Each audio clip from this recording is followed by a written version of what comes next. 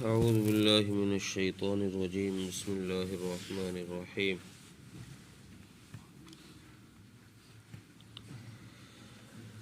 والذین یتوفون منکم ویذرون ازواجا یتربصن بانفسہن اربعۃ اشہر وعشرا فإذا بلغن أجلهن فلا جناح عليكم فيما فعلن في أنفسهن بالمعروف والله بما تعملون خبير۔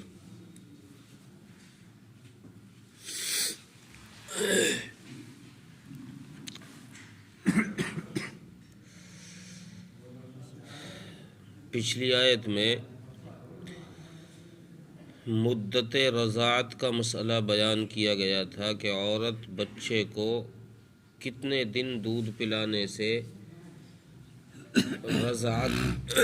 رضاعت کتنے دن میں پورے ہوتے ہیں اور عورت کتنے دن بچے کو دودھ پلا سکتی ہے۔ اس آیت کے اندر اللہ تبارک و تعالی نے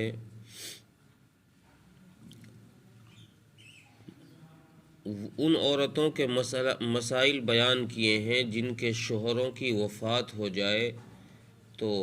وہ عورتیں اپنے آپ کو دوسرے نکاح سے کتنے دن روک کے رکھیں، ان کی عدت کتنے دن ہے۔ چونکہ اس سے دو آیتیں پہلے مطلقہ کی عدت کا بیان تھا کہ مطلقہ جس اور مطلقہ کے بعد اب یہاں پر کی عدت 3 مہینے اس عورت کی عدت کا بیان کیا جا رہا ہے جس کا شوہر مر جائے، وفات پا جائے، تو وہ عورت اپنے آپ کو کتنے دن روک کے رکھے۔ تو قرآن کریم نے حکم دیا ہے کہ اس عورت کو چاہیے کہ وہ اپنے آپ کو 4 مہینے 10 دن روک کے رکھے۔ جب یہ عدت پوری ہو جائے تو پھر اپنے لیے جو بہتر ہو وہ تلاش کر لے، یعنی پھر کوئی نکاح کا راستہ دیکھ لے۔ عدت کے دنوں میں شریعت نے صاف طور سے اس عورت کے پاس نکاح کا پیغام بھیجنے سے بھی منع کیا ہے کہ کوئی عورت کسی عورت کے پاس صاف نکاح کا پیغام نہ بھیجا جائے کہ میں تجھ سے نکاح کرنا چاہتا ہوں ایسے لفظ سے، بلکہ اشارتاً تو کہا جا سکتا ہے کہ بھائی مجھے کسی نیک عورت کی ضرورت ہے، میں کسی نیک عورت سے نکاح کرنا چاہتا ہوں، اس طرح کے الفاظ سے اشارتاً تو کہہ سکتے ہیں، لیکن صاف لفظوں میں یہ نہیں کہا جا سکتا عدت کے ایام میں۔ ہاں عدت کے بعد پھر اس سے کہا جا سکتا ہے۔ اچھا، یہ عدت ان عورتوں کے لیے ہے جو عورتیں آزاد ہیں۔ رسول اللہ صلی اللہ علیہ وسلم کے دور میں چونکہ لوگ باندیاں رکھا کرتے تھے تو باندیوں کا مسئلہ اس سے کم ہے۔ ان کا یہ ہے کہ اگر ان کا خاوند مر جائے، جس کی وہ باندی ہیں، ان کا مالک اگر مر جائے تو وہ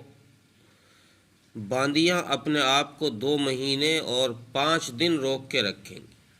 آزاد عورت سے آدھے دن کم اس کی عدت ہے، اور عدت کے اصل معنی ہیں سوگ کے۔ یہ گویا کہ طلاق والی عورت کے لیے 3 مہینے 10 دن سوگ کے ہیں، اور جس عورت کا خاوند مر جائے، فوت شدہ خاوند کی بیوی کے سوگ کے دن یہ 4 مہینے 10 دن ہیں۔ اور ان میں بھی اگر کسی عورت کا وضع حمل ہو جائے، یہ ان عورتوں کے لیے بھی ہے یہ مسئلہ کہ جو عورتیں حاملہ نہ ہوں، اگر حاملہ عورت ہے تو پھر اس عورت کی عدت جو ہے وہ وضع حمل ہے۔ اگر وضع حمل، اس کا حمل شوہر کے فوراً انتقال کے بعد ہی وضع حمل ہو گیا، اس کو بچہ پیدا ہو گیا، تو اس کی عدت ختم۔ اور اگر اس کی وضع حمل شوہر کے 9 مہینے کے بعد ہوگا تو اس کی عدت 9 مہینے ہی ہے۔ چونکہ صحیح بخاری کے اندر حضرت ام سلمہ کی ایک روایت ہے، حضرت ام سلمہ فرماتی ہیں کہ ایک عورت رسول اللہ صلی اللہ علیہ وسلم کے پاس آئی اور آ کر اس نے کہا کہ اللہ کے نبی، میری بچی کا خاوند فوت ہو گیا، میری بچی کا خاوند فوت ہو گیا، اور نہیں، یہ تو اس کے لیے ہے کہ ایک عورت نے آ کر رسول اللہ سے پوچھا کہ میری بچی کا خاوند فوت ہو گیا ہے، وہ عدت کے اندر ہے، تو کیا سرما لگا سکتی ہے؟ یہ تو سنگار والی روایت ہے کہ سنگار نہیں کرنا چاہیے۔ جو عورت کے وضع حمل کی روایت ہے وہ یہ ہے کہ ایک عورت نے آ کر مسئلہ پوچھا کہ یا رسول اللہ، میرا خاوند فوت ہوا اور مجھے وضع حمل ہو گیا، میں نفاس سے ہو گئی ہوں، میں نے بچہ کو جنم دے دیا ہے، تو اب میں کیا دوسرا نکاح کر سکتی ہوں؟ رسول اللہ صلی اللہ علیہ وسلم نے فرمایا کہ ہاں تو دوسرا نکاح کر سکتی۔ اس عورت کے بارے میں ربیعہ اس کا نام لکھا ہے مفسرین نے۔ ربیعہ کئی روایتوں میں تو آتا ہے کہ ان کا وضع حمل، ان کا خاوند کا جنازہ ابھی رکھا ہی ہوا تھا کہ ان کو بچہ پیدا ہو گیا، یعنی ان کو دفنایا بھی نہیں گیا تھا،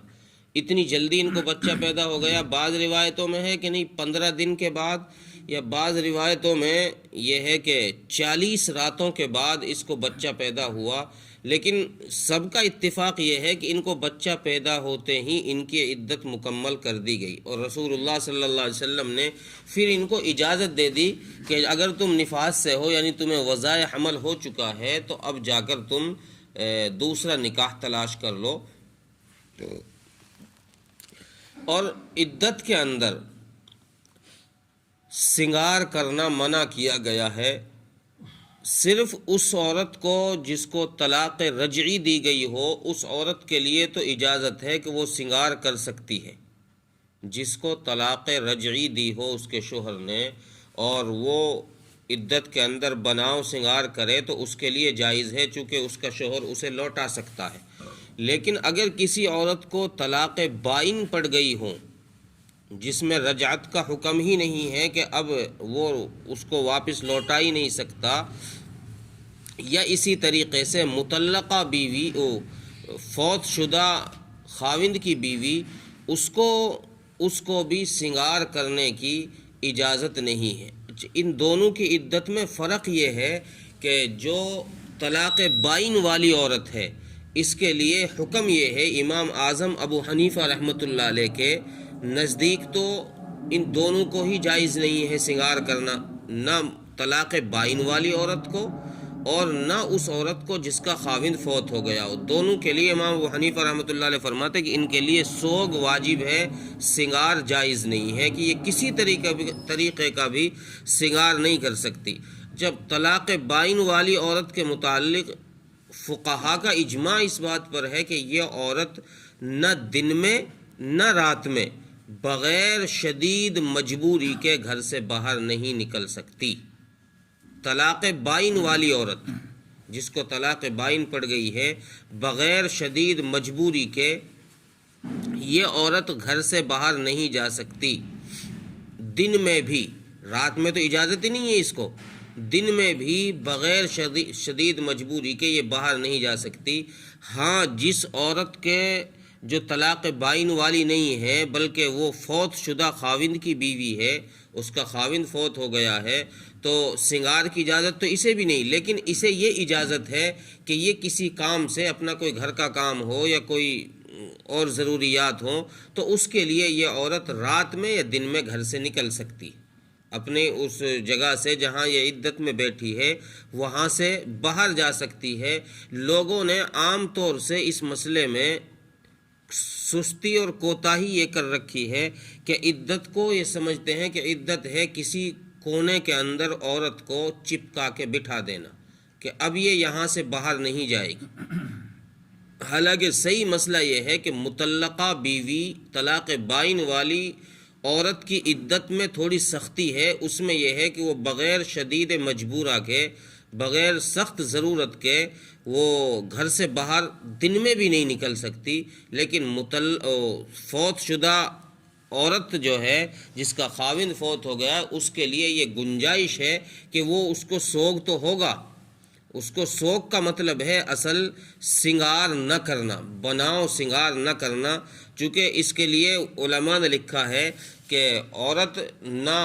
تیل لگائے بغیر ضرورت کے، نہ سرما لگائے، نہ رنگین ایسے چمک دھمک کے کپڑے پہنے جیسے وہ عورتیں پہنتی ہیں جو سوگن نہیں ہیں، اور نہ ہی یہ عورت خوشبو لگا سکتی ہے، اور نہ ہی مہندی لگا سکتی ہے، نہ ہی زیور پہن سکتی ہے. یہ سوگ کی کچھ چیزیں ہیں جو فقہا نے لکھی ہیں کہ عورت ان کا استعمال نہ کرے. باقی اور کوئی ضرورت، اور ان چیزوں میں بھی جیسے تیل اور سرما ہو گیا ہے تو یہ سنگار کی چیز ہے، لیکن فقہا نے لکھا ہے کہ اگر کوئی شدید مجبوری آ جائے، کوئی سر میں ایسی بیماری ہونی شروع ہو جائے تو تیل بھی لگایا جا سکتا ہے، اور اسی طریقے سے بیمار ہو جائے تو دوا بھی لی جا سکتی ہے، یا بدن پر کہیں دوا لگانے کی، چہرے پر یا ہاتھ پیروں پر کہیں چوٹ لگ جائے، کوئی ایسی پریشانی ہو جائے تو اس میں دوا بھی لگا سکتی ہے.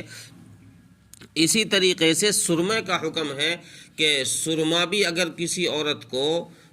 کوئی آنکھوں میں پریشانی ہو رہی ہے تو امام شافعی رحمۃ اللہ علیہ تو یہ گنجائش دیتے ہیں کہ رات میں سرما لگا لے اور صبح کو اپنی آنکھوں کو کسی کپڑے سے صاف کر لے، اس کی پریشانی بھی دور ہو جائے گی اور اس کا مسئلہ حل ہو جائے گا اور کسی کو پتہ بھی نہ چلے گا. اس لیے فرماتے ہیں کہ رات میں سرما لگا لے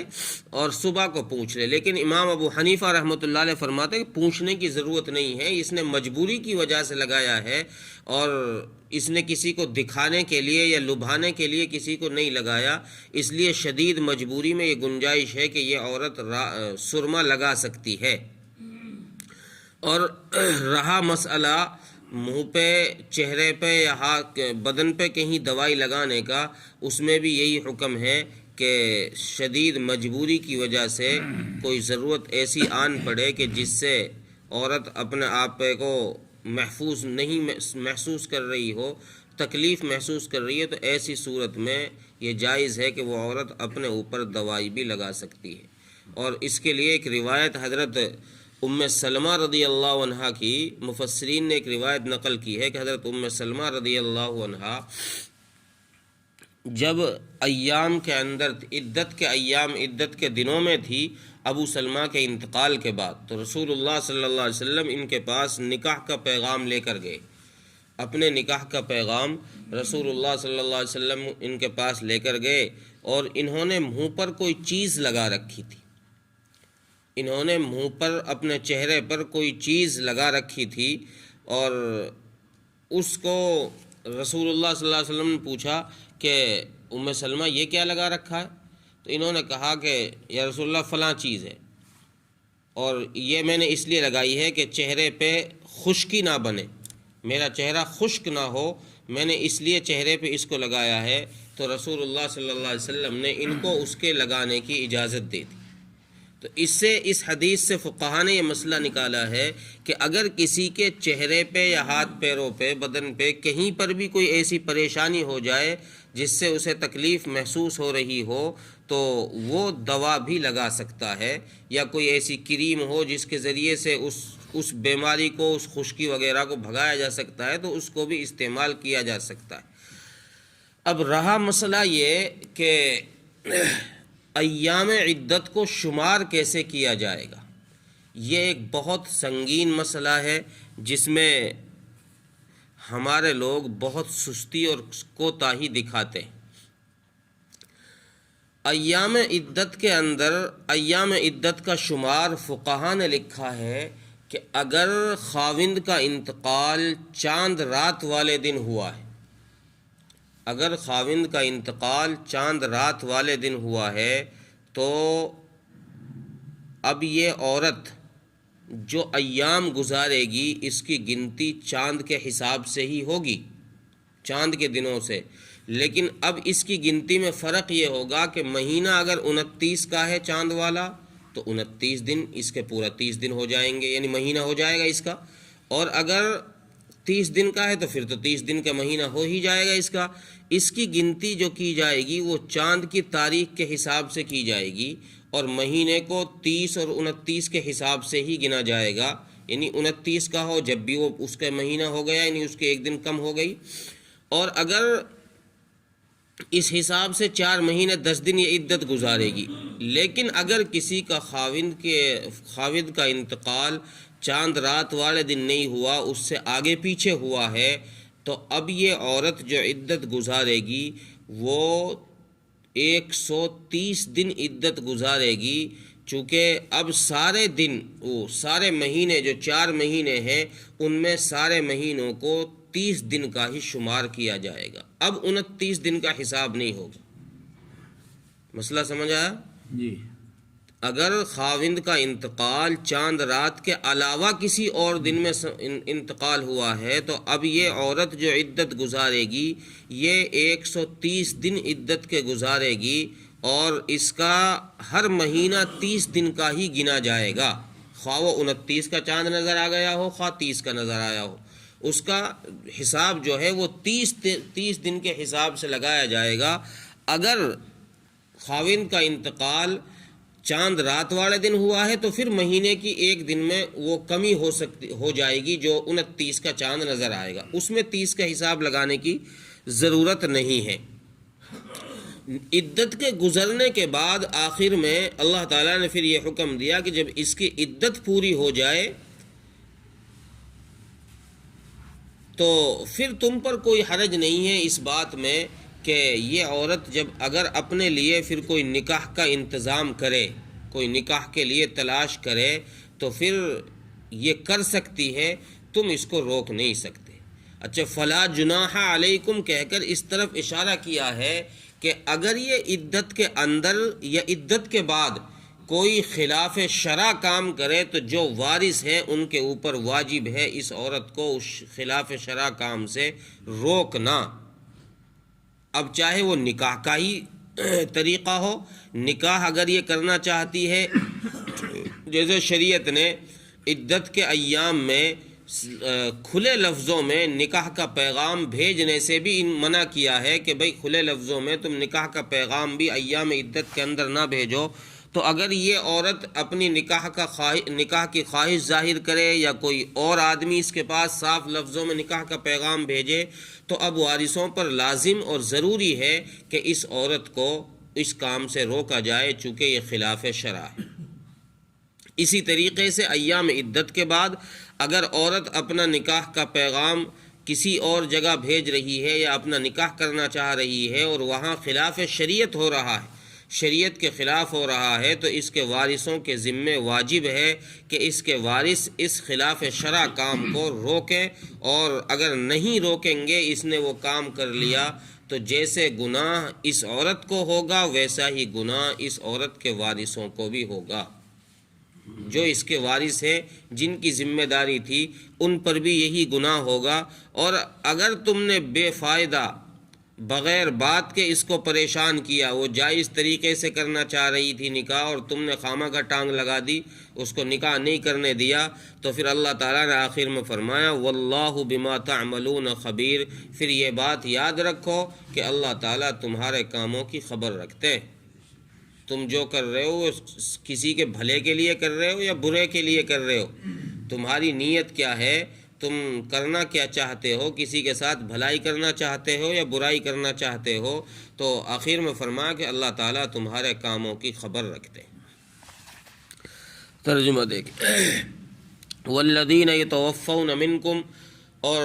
وہ لوگ جو تم میں سے وفات پا جائیں، وَيَذَرُونَ أَزْوَاجًا، اور اپنے بعد میں عورتوں کو چھوڑ کر جائیں، اپنی بیویاں چھوڑ کر جائیں، تو يَتَرَبَّصْنَ بِأَنفُسِهِنَّ أَرْبَعَةَ أَشْهُرٍ وَعَشْرًا، تو وہ عورتیں اپنے آپ کو روکے رکھیں 4 مہینہ 10 دن